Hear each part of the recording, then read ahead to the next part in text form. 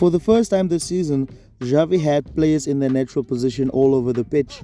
And look the turn up, 5-0 with 5 different scorers. If Xavi only wants to do this all the time. But before we get into all of the tactics, please do subscribe to the channel, as that will be helping us a lot, and also leave your comments. You guys inspire me a lot in videos and idea for videos. So subscribe, like I said, join the family. We upload at least 3 times a week, and we do tactic analysis on all Barcelona's games. Let's get right into the video to see what Barcelona did with the ball. As we all know by now, Barcelona looked to find the centre backs, and we did see that Betis did try to press extremely high when Barcelona formed their double pivot.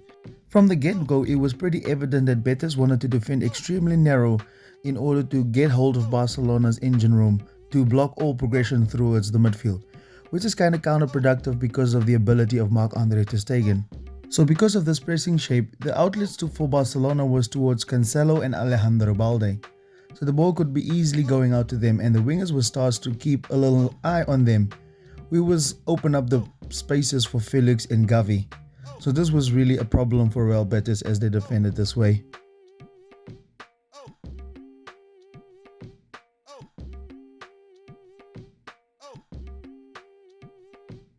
Because of Cancelo's positioning and the outlet towards him, Perez was now defending as a midfielder. But that just left Koundé open, as he could easily receive the ball in the region right over here, and he was the one that was driving Barcelona up the pitch most of the times. So that was surprising to me that Pellegrini did this.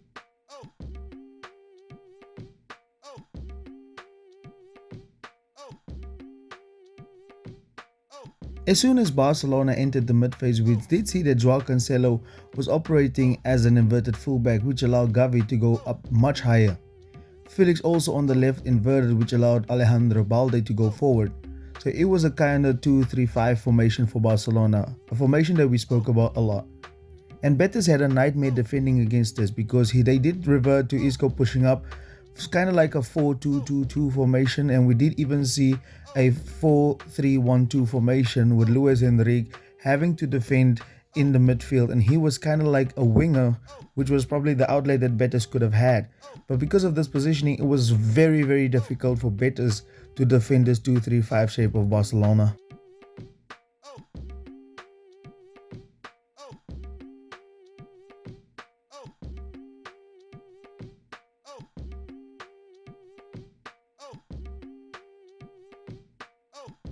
Let me just take a second for an I told you show. I told you guys that this 2-3-5 formation, when the guys receive and players go out to press, we saw time and again that Joao Felix was receiving the ball in this half space in the hole right here. He was in a lot of space.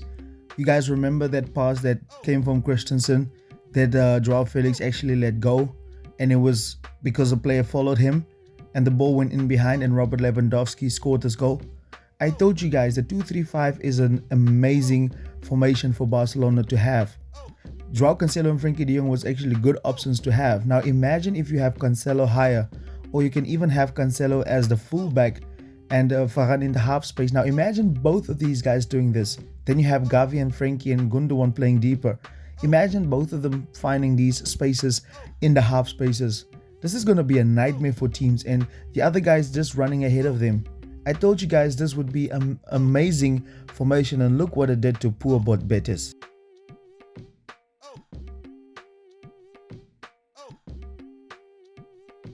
Cancelo in the second half started out as a normal positional fullback, and you saw that Frenkie de Jong was actually like a third centre back.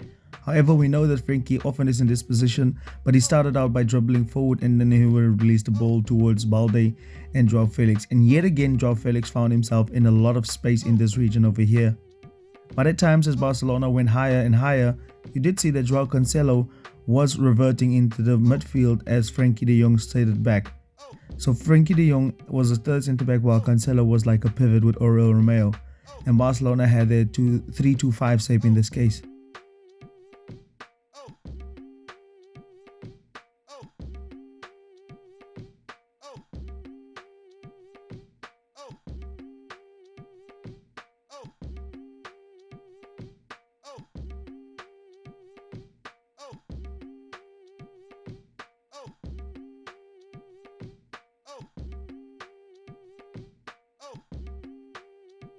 When the changes was made, we did see that the players now started to play a lot more deeper, especially when Gavi went deep with Cancelo and Frenkie. It was that movement on the right side that struck me and that really just set it off. We saw Rafinha's goal came as a result of this. But we need to have both movements on both wings, right? And this is where the balance of the team comes in, especially on the left side with Lamine and Gavi. So this was really great system and shape for Barca.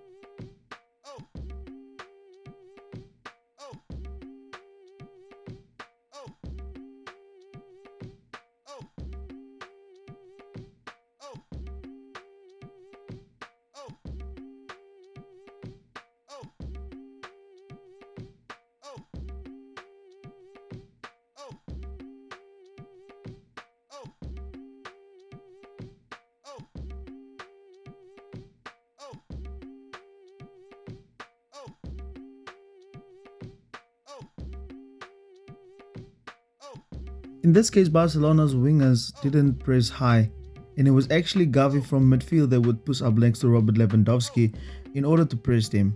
And you did say that Barcelona waited for the pass to be performed and then they would actually go and press to try and keep Betis on this one side of the pitch. This is how they were not allowing Betis to overload them.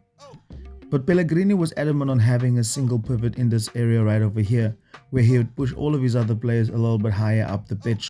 But Barca was well organized to have somebody sit on the single pivot to clearly take him out of the game. And this was actually a great thing for Barcelona to do. But we did see that as the ball progressed, Barca went back to the 4-2-3-1 formation with Barcelona's number 10, which is Gavi in this case, for example, sit on the deep lying midfielder. And Barcelona was really, really good defending this, as they would also rely on gegenpressing a lot.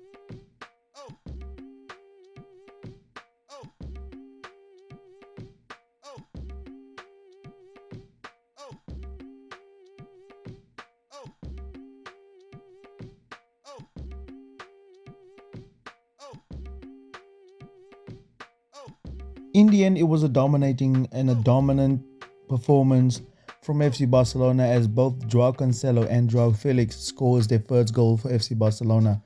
And these guys add so much in attack and they have so much flair and talent within them. It's really amazing. I think Barcelona should make these deals permanent because Joao Felix is really flourishing at Barcelona at the moment. But that will be all from us in this video. Please do subscribe to the channel, as that will be helping us a lot. Thank you very much for watching the video and the channel. Goodbye.